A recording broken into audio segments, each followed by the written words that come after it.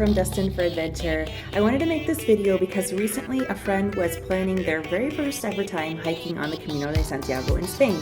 And they were asking me some questions like how to plan your trip on your own, how much do you budget, where do you stay, what do you eat, and so on. So I thought I would do just a quick introductory video since I have hiked the Camino de Santiago twice.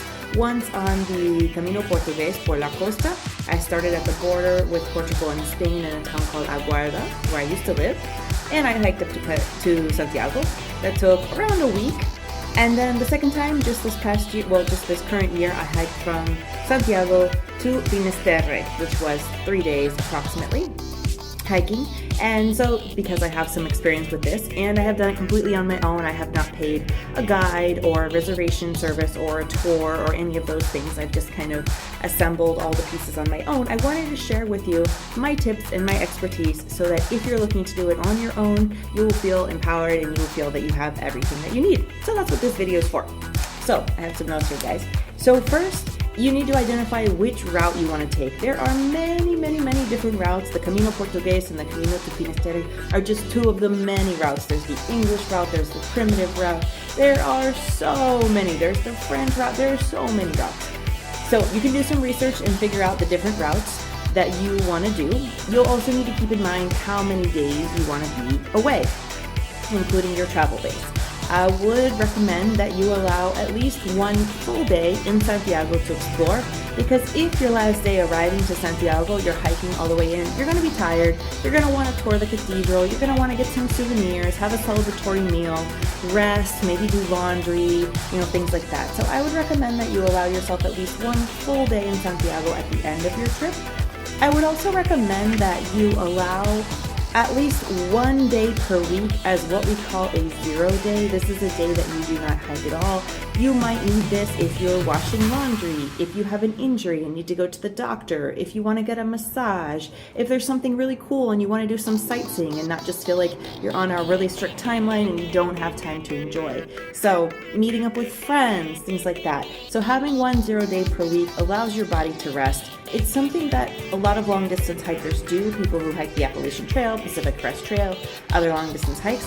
Honestly, I really haven't heard much about people talking about this on the Camino de Santiago, but I would certainly recommend it. Your body will thank you.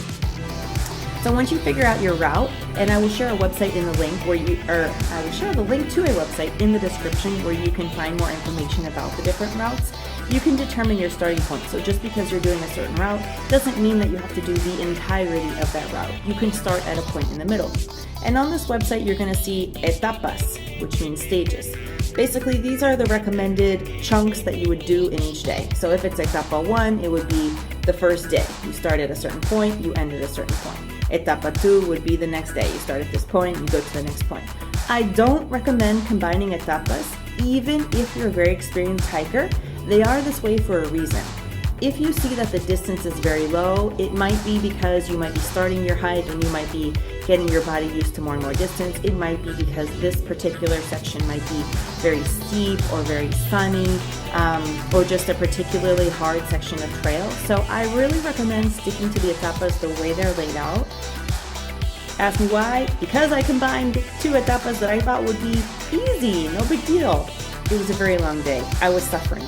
You're going to enjoy it more. You're going to make the best of your trip if you don't combine. Just stick to what the recommendations are. This website is put on by the government of Galicia, Spain. Galicia is the autonomous province of Spain in which Santiago is located, which is where you'd be ending your hike. All of the hikes end there except for in Finisterre. Now, where to stay? I'm going to record a second chunk because I know this is a long video for you guys, so I want to break it out. Okay, so when you're hiking your Camino de Santiago, you're probably thinking, well, where am I supposed to stay? How far in advance do I have to book it? What is it going to cost? The most common way to stay on the trail is in what's called albergues, or they're also pensiones, hostales. It's essentially hostels. There are some that might be associated with churches or different groups, some that might also have a restaurant in them. There are a lot of different types, but basically they're hostels just for people who are doing the hikes. Most of the time they're going to cost you somewhere around 20 euros a night for a bed, and it usually will have a locker, a shared shower, things like that. If you want a private room, and if you're hiking with friends, sometimes it's really not that much more if 2 people shares a bed in the private room than paying for 2 different bunks.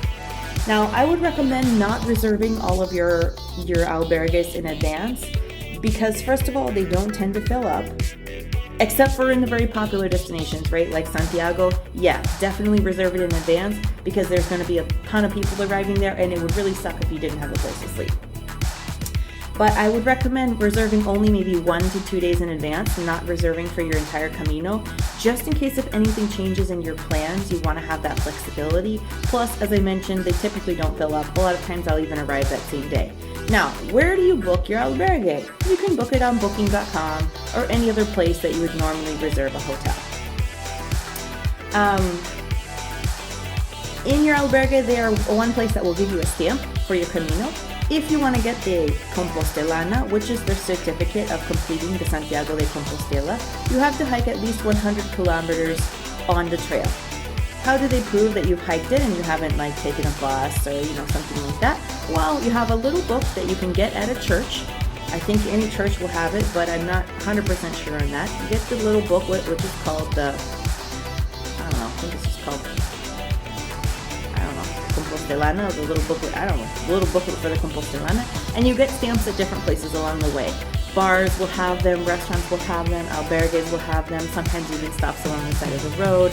They'll say, sello peregrino. The sello just means some kind of stamp or proof. Now, usually these are free, you don't have to pay, you don't have to consume at the bar to get the stamp. They're very used to people coming through, even churches will have them, things like that.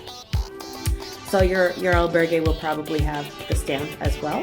Now, the albergue, yes, so we talked about the budget, we talked about not needing to reserve it in advance. One very important thing you should know when reserving your albergue is check the location. Why do I say this? Because you might type in a city, for example, Vigo, Spain. Okay, I'm gonna reserve my albergue there. If you don't pay too close attention to how far it is from the center of the city, your hike for that day might be X number of miles or kilometers, and you might get to your ending point, which is the city of Vigo or whatever city it is, and you might realize that it's still another 11 kilometers uphill to get to your albergue. That's why it's very important to check your route and to see how close to the center of town it is, because you might pay less if it's further, but you might be so tired that you might not be able to make those 11 kilometers that day. So definitely keep that in mind. It's very important.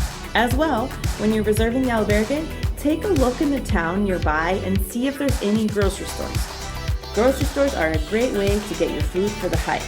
I'm going to record another section about that. If there aren't any grocery stores in the town where you're heading, you might have to buy food at slightly more expensive places, like the bars, restaurants. They'll often sell snacks, electrolytes, things like that you can take to go. If there's a grocery store, it's going to be your best bet. Not every single town has them. Most towns do, but not all. So make sure you keep that in mind, because if there isn't one, then you might either need to buy your groceries from the bar, or you might need to pay a taxi to go into town to get your groceries and come back, and that's an extra expense. So keep that in mind. What I did when I was traveling on the Camino and doing it on a budget is I would go out to eat once a day, and there's usually a menú del día or menú peregrino, the pilgrim's menu, that is a set price and set options for a lunch menu, and it's usually going to have some kind of beverage included, some kind of entree or a starter that might be like a soup or pasta, something like that.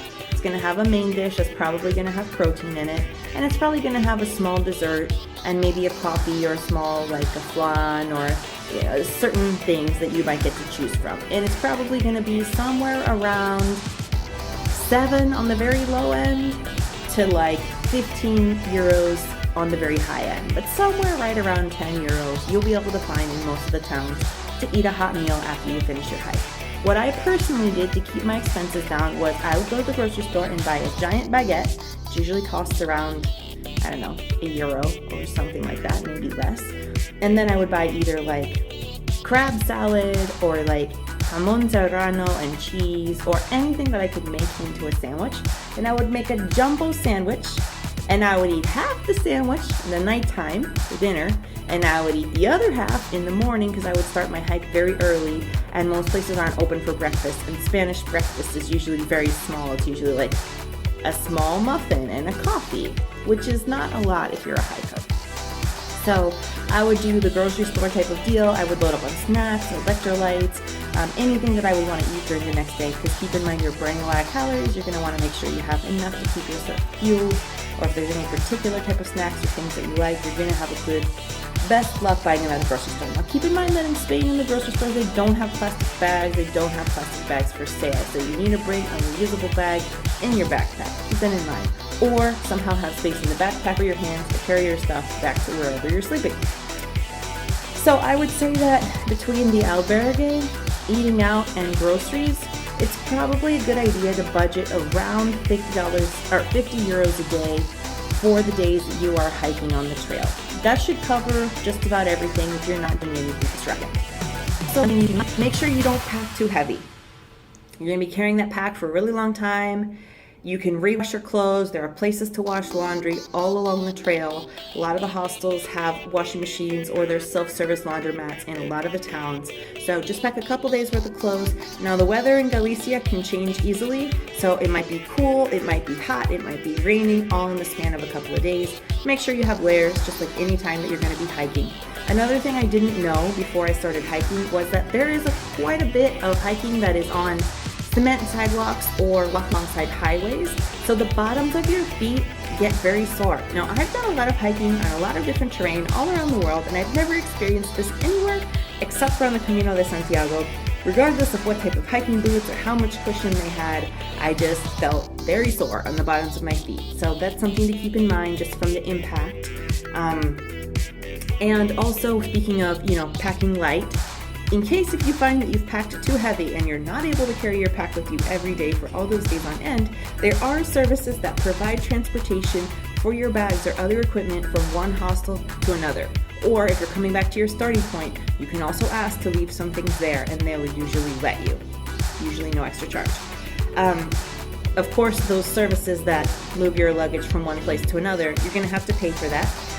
There's one that I found. I just happened to see the van dropping off backpacks when I got to one of my hostels. It was called CaminoWays.com.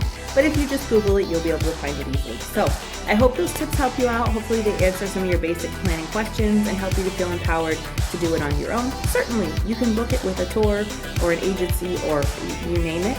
But you can also totally do it on your own. It's very possible, and it's not as overwhelming or crazy as it might seem. I've done it twice. You can do it too. All right, guys, go out there and have a good Camino.